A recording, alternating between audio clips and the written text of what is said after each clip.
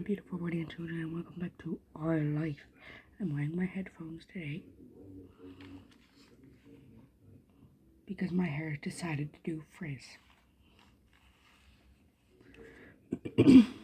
So let's not question that shit.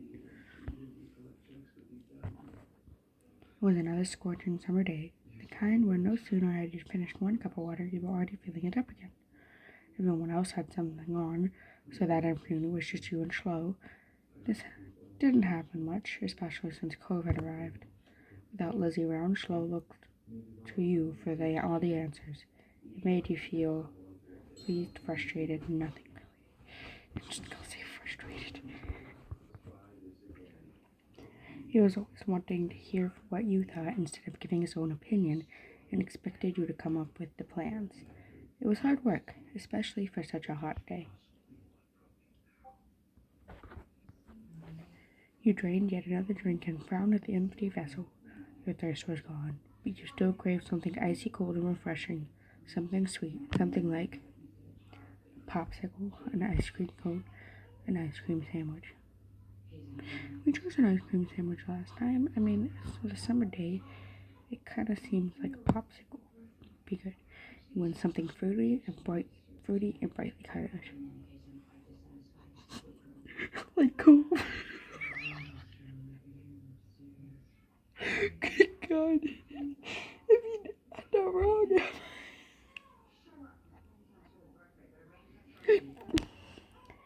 There was nothing like that to be found at home.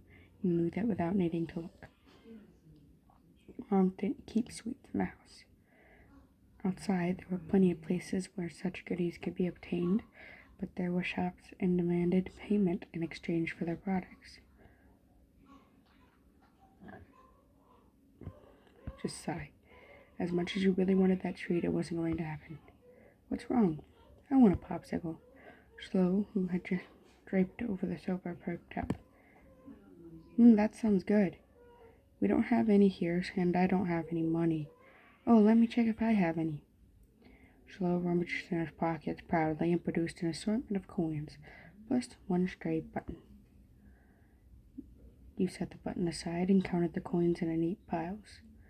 Just over $1, you announced this to Schlo. He had almost certainly came to the same conclusion, and he had been watching you expectantly. Schlo beamed at you. We'll need to find some more. Okay. The two of you lifted couch cushions, stuck tiny hands down deep into crevices in the sofa and under furniture, and scored the back of drawers. Most of what you found was useless or gross. Bent paper clips, fluffy wisps of dust, or sandy crumbs. But every so often you would strike silver or bronze and add it to the growing pile of coins. Dusty and disheveled from checking every room and squinting into every tiny nook, the two of you finished pooling your finds. Schlo held his breath as you counted the coins once again. $2.53 and 2 buttons. You didn't know when the second button had decided to join the party, but you were too pleased with your successful haul to throw it out. Is that enough? You figured he knew the answer without looking for you for confirmation, but the thrill of your success and the reward that followed canceled out any other feelings you might have had about that.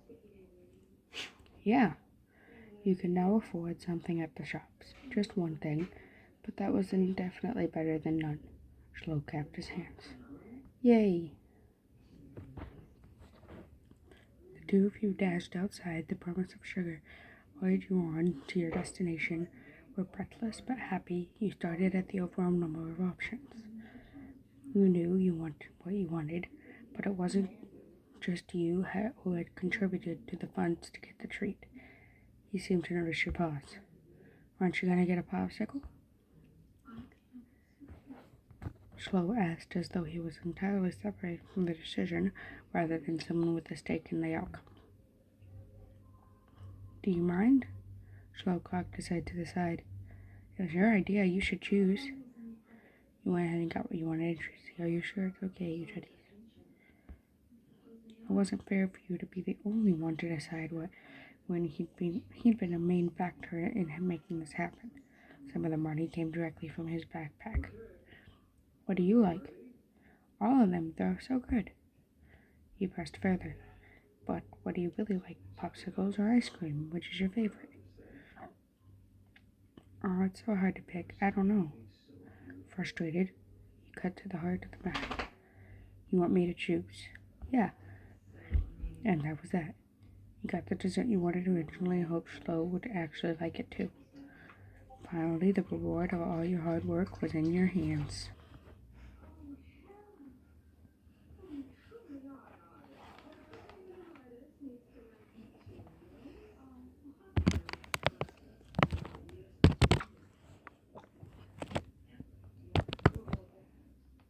Don't join us. Fred, you sucked on the fruity popsicle you'd brought. The icy treat cooled you down perfectly, and the zesty flavor was refreshing. Hi. You held it out to Schlo so that he could take a turn. He shook his head. You can finish it. He didn't want any after everything he did to help get it. That was weird.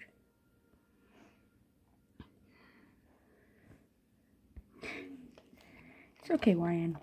You want it more than I do, and I'm really happy that we got to play today already. You finish it. Well, it wasn't worth arguing further. The frozen tree had been worn away by the sun and started to trickle dangerously down your fingers. If you waited much longer, then neither of you would be getting to eat it. It's my baby. He's hurt. A big dog attacked him at the gas station. He didn't even do anything.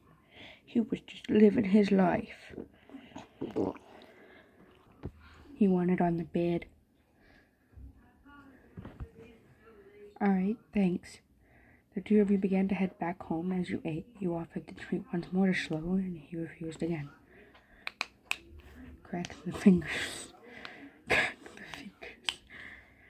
You walked side by side on the shore in silence, and your thoughts kept drifting to the boy beside you. Why didn't he speak up for himself? It was only because Schlo didn't know how to say what he felt or was afraid to. You figured that was his problem and didn't care. That's mean.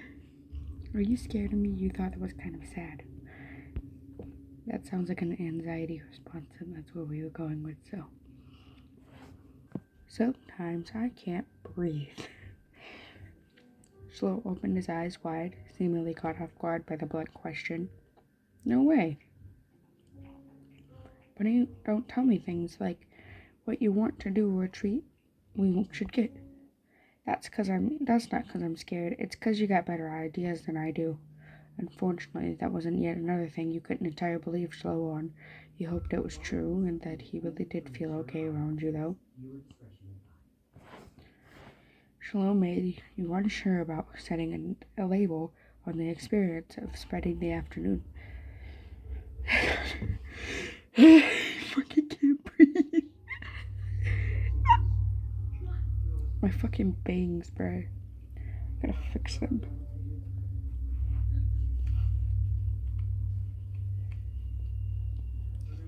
Spending the afternoon with just him. There had been good times and there had been confusing ones. You were positive on one thing at least. The treat was delicious and that was nice. The sun was low on the horizon as you returned to the neighborhood.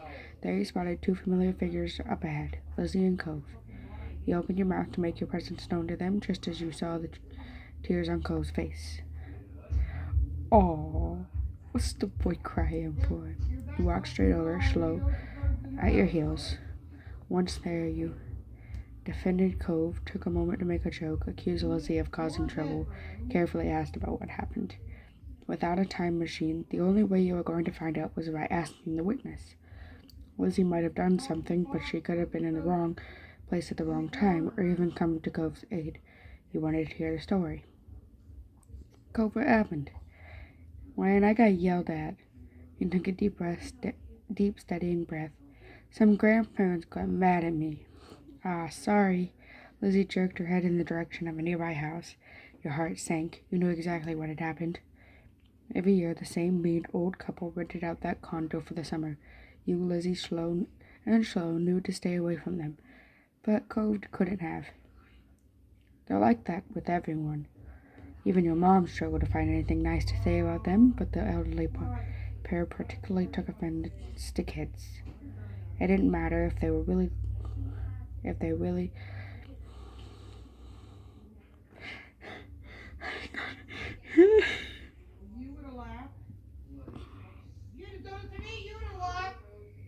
I try, y'all. I really do. I really do. It didn't matter if they were really nice like Cove.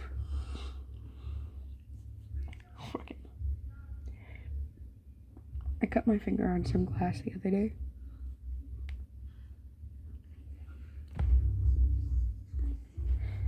Yeah, Lizzie said.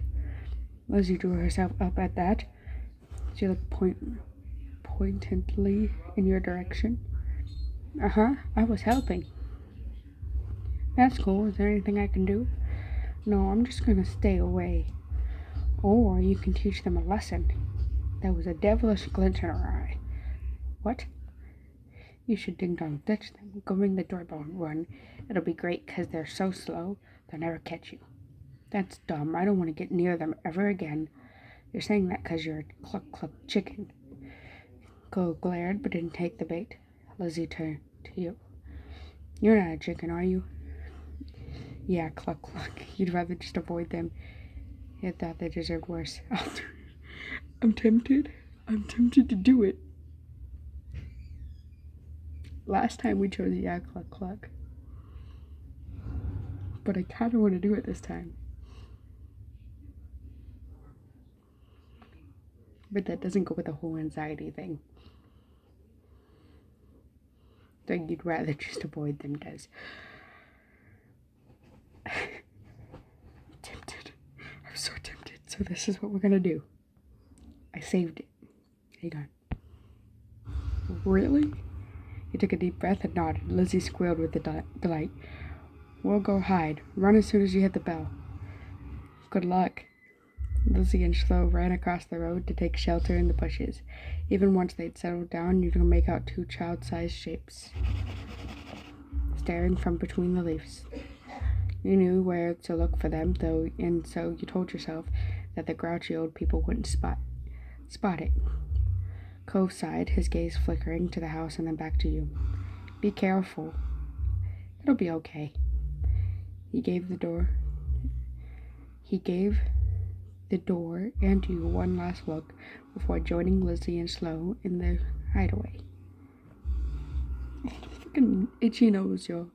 The weight of the 3 pairs of eyes on your back was heavier than you'd carried before as you approached the door. Shit, bro, I hate this.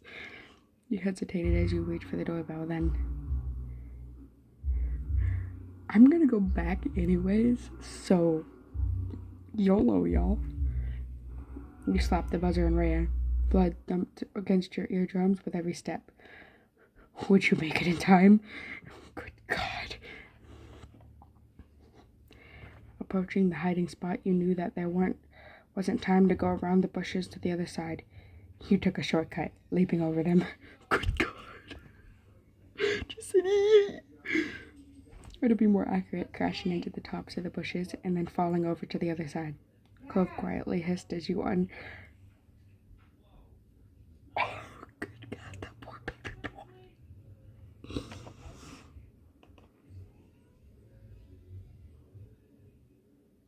Oh, says you unwittingly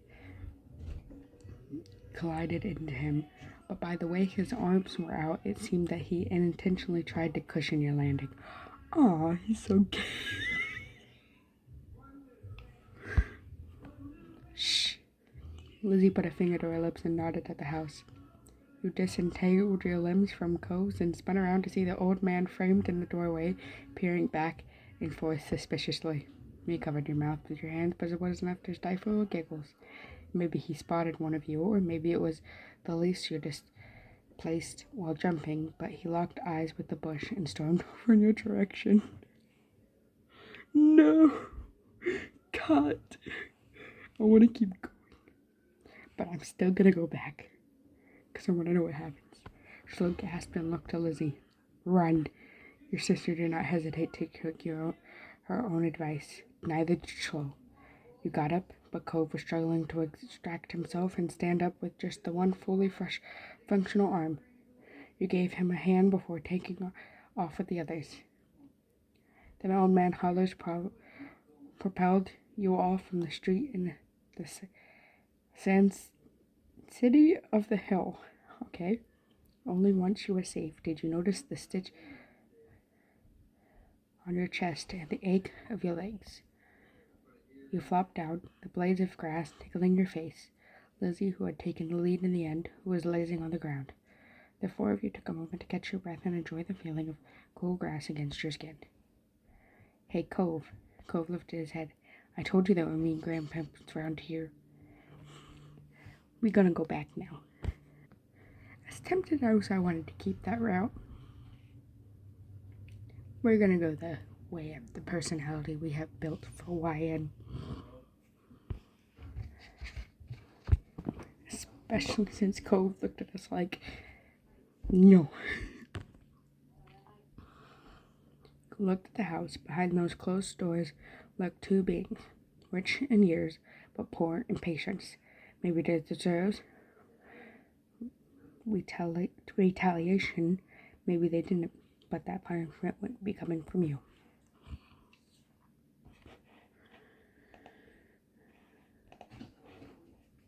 My question is, why don't you do it, Lizzie? It was safer to stay away from them, especially since Cove took their outburst to heart. I'm not doing it either. Another chicken for the coop. This is a hen house now. If we're chickens, then you're a lizard, Lizzie. She wagged her tongue at his face. Still better than a bird brain. Cluck, cluck, chicken. The condo door opened, revealing one of the two culprits. We just standing here, bro. We ain't even doing anything. The old man's wizened face was set in a scowl, which was too set. He looked exactly like he always did when you saw him. Maybe that was his normal face. What are you kids doing loitering outside my house? Or maybe he was always just in a terrible mood. Nothing. Nothing. He repeated the words as if the greatest crime anyone could ever commit. Nothing good, more like get lost. It wasn't as if he owned the space outside the house. Cove's eyes, still red from his earlier tears, were wide as you thought it would be best to heed the old man's command. Lizzie took off, and Schlo immediately trailing after her without so much of a glance back in your direction. So much for your friendship. You waved your arm at Cove, summoning him to follow, and ran after Lizzie. I'd go off on somebody. The old man's hollers propelled to the Yep, this is the same.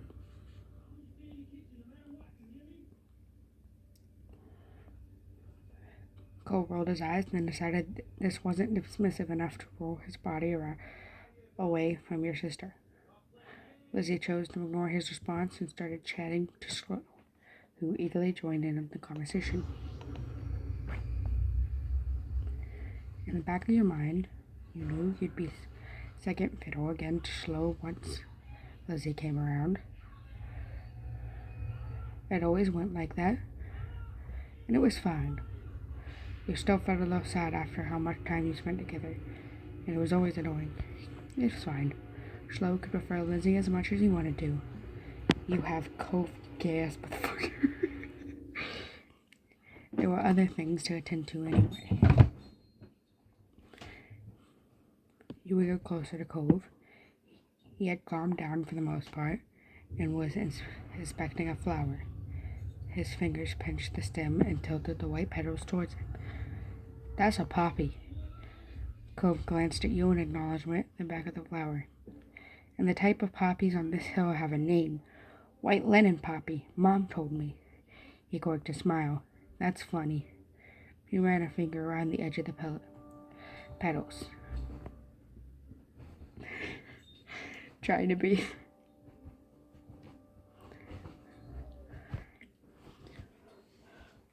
Fucking poofy hair, y'all, I swear to God. It doesn't feel like cloth. You need a lot of them to make anything. He nodded and released the delicate plant enveloping. What the actual fuck are you doing?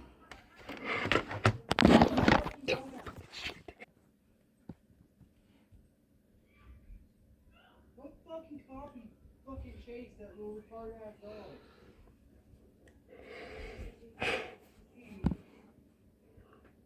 This is my favorite kind of flower, but I don't know what it was. But I didn't know what it was called. Thanks.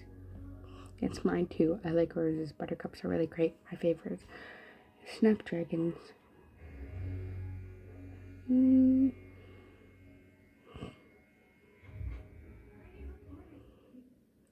The fuck they called? You could type your own answer.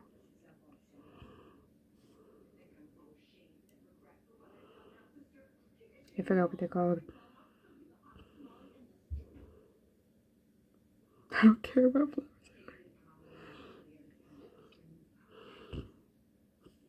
I'm just gonna say it's mine too. Cove's smile widened as he looked at you. Cool. That's gay, Cove. You moved onto your back with a small smile and looked at the darkening sky. The blanket of clouds reminded you of a thick throw you curled under on cold, rainy days. You wondered if clouds would be as soft. No, without water.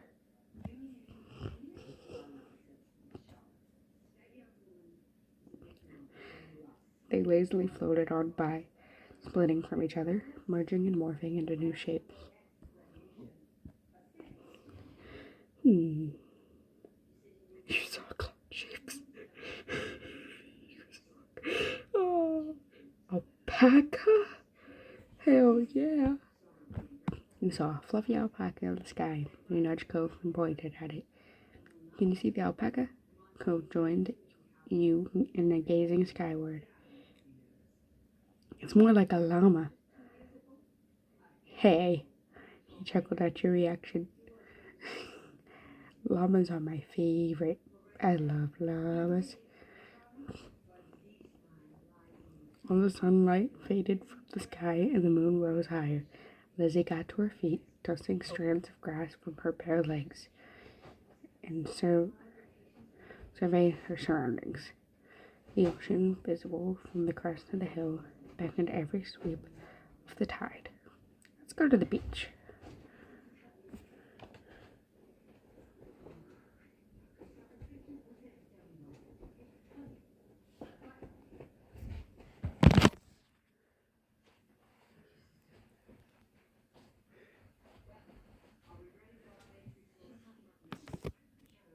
He was just taking so long to lay down.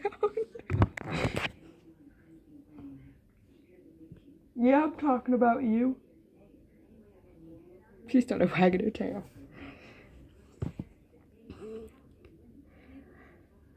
Slow was still slow, and Cove would never say no to going to the shore. He was a child of the sea.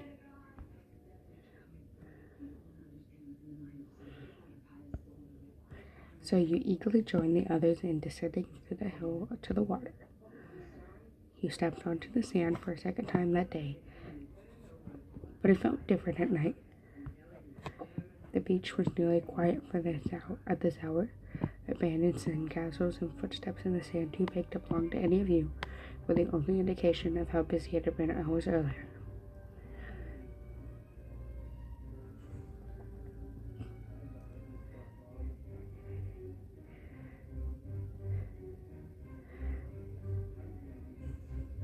I don't know what I'm doing. The four of you kicked shoes off and removed socks and walked along the water's edge. The waves tickled your feet. I wonder what would happen if you tried to take a bath in the ocean with shampoo and everything. That would be bad for the fish. I didn't say anyone would do it. Geez, you don't have to be serious about everything. You're the one who asked what would happen. That is what would happen. It would hurt the fishes. I like bubble baths at home. They're a lot of fun. Me too. Bubble baths are luxurious. You never heard Lizzie use that word before. Just randomly luxurious. She's fancy, y'all. Mommy loves to have bubbles in her bath. She'll turn the lights off and have candles. I'm gonna do that next time.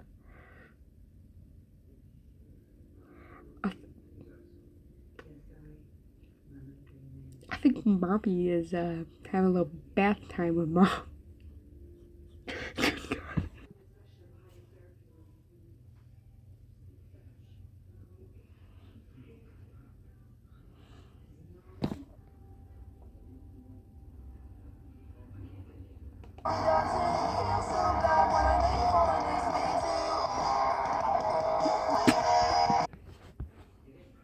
Hey, when's your mom coming to pick you up anyway?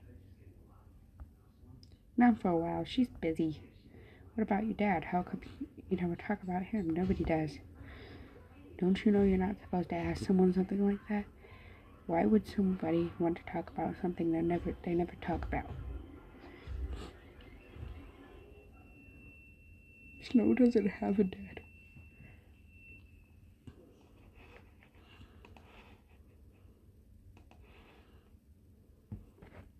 You kept your eyes on the ground, watching your toes get swallowed by the waves.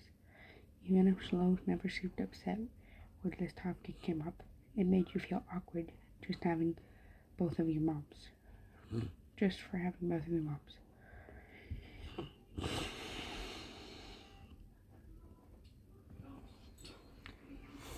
Christ, y'all. I fix it slightly. It's okay. I'm like Lily. I don't have a dad. But I don't have two moms. I just have one.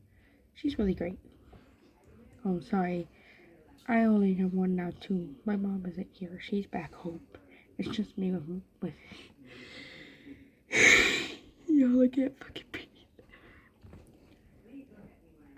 I have a hard time breathing. It's just my dad and me. I never had a dad or anything, so I don't feel bad. It's really sad that your mom is gone. Cove nodded. You joke about Slow's party getting together with Ghost. Don't say that. No. Curiosity cannot even make me save it and then say it anyways. That's how awkward that is. Like, shit. Even if they're all different, our parents are good in their own ways. Yeah. Cove couldn't muster a response. You don't think he truly disagreed, though? The silence broke with a splash as Lizzie kicked in your direction. Cold water and sodden sands splattered against your legs. Lizzie laughed, foot still outstretched from the kick. Cove joined in, striking the incoming waves to make a splash of his own. Slow scurried out of Cove's spray zone with a grin. Just make a run for it. You were already too dirty and wet for comfort. Nothing that happened there would feel as good as getting dry. We got out of the water before anyone could catch you again. Perching on a rock, you scraped the wet sand from your legs as you watched the others. The sand came away in thick chunks at first, like clay. But where it had been thinner, it had always dried and clung to your skin. Cove and Lizzie were relentless, while Slow mostly just dodged. Breathe! Slow's brief exclamation was drowned out by the biggest splash yet, caused by him falling face first onto the ground. That would have been bad enough without the wave that followed, cascading over his prone body. Slow, are you okay? Slow sat up, shaking his head like a dog coming out in from the rain. As you all hurried over to check on him, his hair was plastered to his head, and his soaked clothes clung.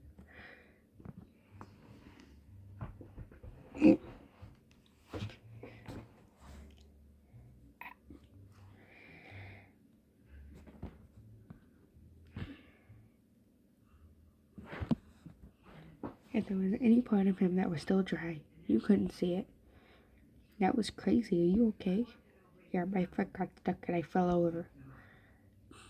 Way to go, Slow, you dumbo.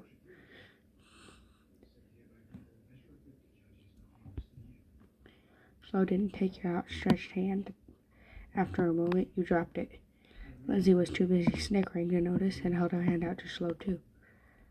He reached over and took it. Slowly, he started to pull himself from the ground.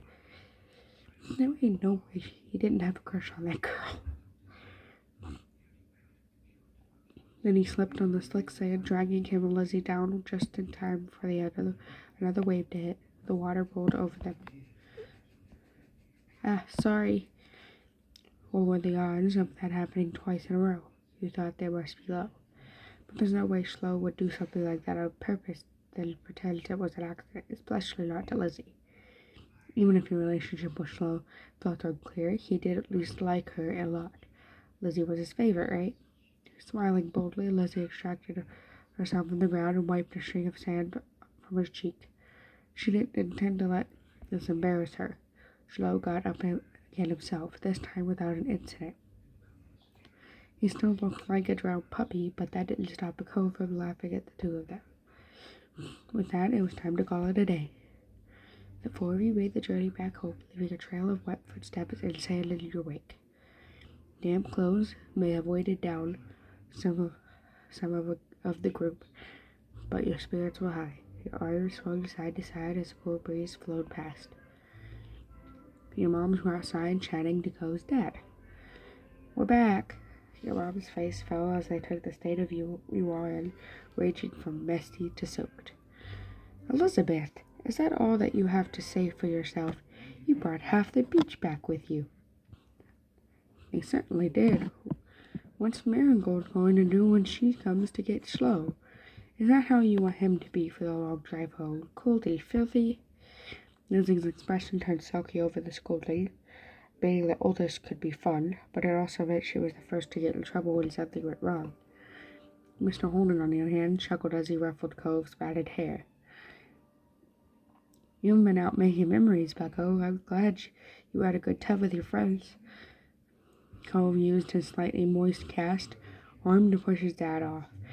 Mr. Holden's eyes widened when he noticed even that had gotten wet. Now he was worried, too. I think they could be found a less risky way to spend time and had just much fun. Just as much fun, holy fucking shit. That might be right. Kids, what can you do? Come on, Cove. Let's go get cleaned up and dried off. We wouldn't want that cast to have to be reset. Cove winced at the thought. "K, that a boy." Mr. Holden casually bent down and plucked Cove up from the ground, ultimately holding Cove against his chest. Sand was already transferring from Cove onto him, but that didn't seem to bother Mr. Holden.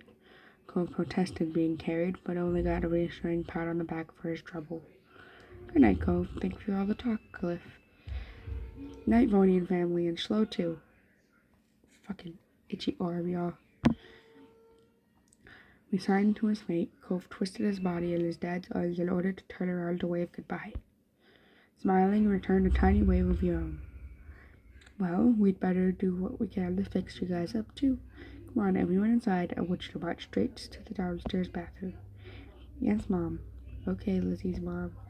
Don't worry about stopping to wipe your feet off on the mat this time. That won't do much good tonight.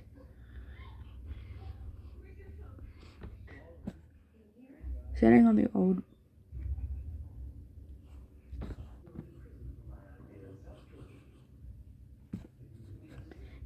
old beach towel your mommy had found, you waited in the hall until you were less sandy. You weren't allowed to go to your room or walk around the house. But you did get to eat a sandwich for dinner there.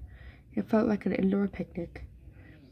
It had been decided that Slow would wash first and borrow some of your clothes. He was already finished and packed away in his mom's car. Miss Fields had come to collect him a little while ago. It was a bit of a funny experience seeing him without that hat on for once. Lizzie, being much more soaked than you, got to the tub next. It wasn't a bubble bath as she had hoped. There was a no fun allowed clean-up session. At least that's what she claimed. No, not much longer. It would be your turn. When the bath was done, you'd have to go right to bed. After a day like this, though, you were glad there weren't going to be any further events.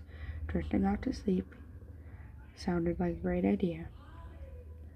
Alright, everyone, that's a perfect place to end this. I love you guys, and I will see you in the next video. Bye.